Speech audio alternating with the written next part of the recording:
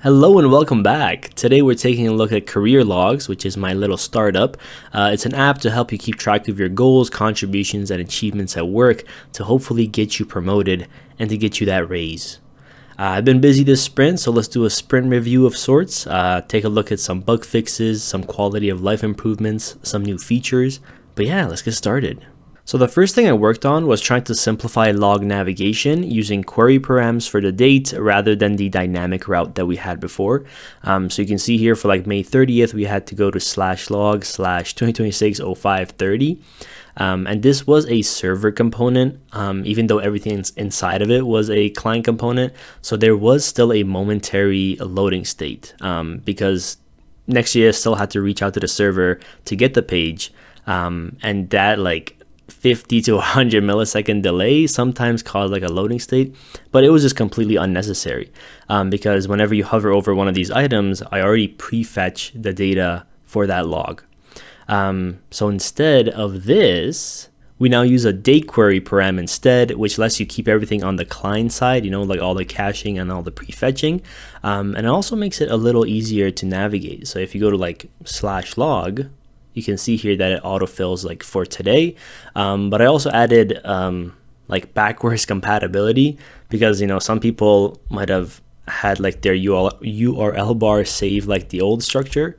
So if you go to here, it'll navigate you back to the query param structure instead. But yeah, it's pretty quick.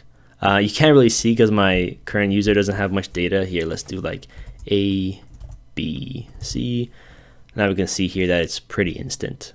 The next thing I worked on was a quality of life improvement that I wanted myself as a user of the app. On the dashboard, you have this list of goals and key results that you can select and search through. So you can say my work today relates to this key result, and then you can also check into it as well if you want to.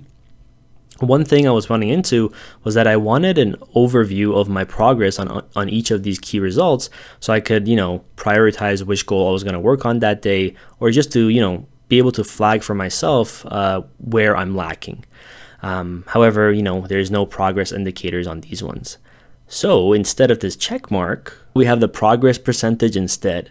You can see that I've checked into this fake goal a few times on this test environment. So it says 60%, the other ones are 0%. But if we were to check into this one, for example, let's say something, right? I'll make it 1. We can check in, it immediately updates to 20%. And we can just keep going, 40%, beautiful. All right, so I switched back to the previous version of the app before our fixes and improvements. And on the topic of goals and key results, if we go to the actual goals table and go to our specific goal, which we have activity on, we can see that the activity section it gets the job done, but it's kind of messy. It's kind of difficult to read. You can see your progress, but you can't get an overview at first glance. There's no filtering, and you can't even edit the description of these check-ins. So the next thing I worked on was doing all of that. And with the improvements in place, the activity section is a lot cleaner now, a lot more readable as well. Before it was just a wall of text, but I've broken it up a little bit so that each check-in is its own card. You can view them at a glance a lot better. You can also update check-ins. So this one, the text is hello.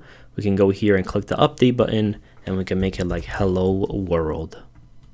Look at that, beautiful instant update. I also added this filter here so it's easier for you to search through your activities, search through your past check-ins. So we can say, for example, I want all the check-ins related to this key result. If I click it, it gets filtered down and you can see your progression with that key result very clearly. Beautiful, beautiful. So the next few things I worked on are kind of capitalism core, setting limits for the free account and communicating those limits clearly. So I switched over to the company that I actually work at, that employer, Coconut Software, because I have a lot of data for this employer. And I've removed my subscription manually in the code so we can see this in action. We can see here that if I switch to May 30th, it's going to try to create a new log.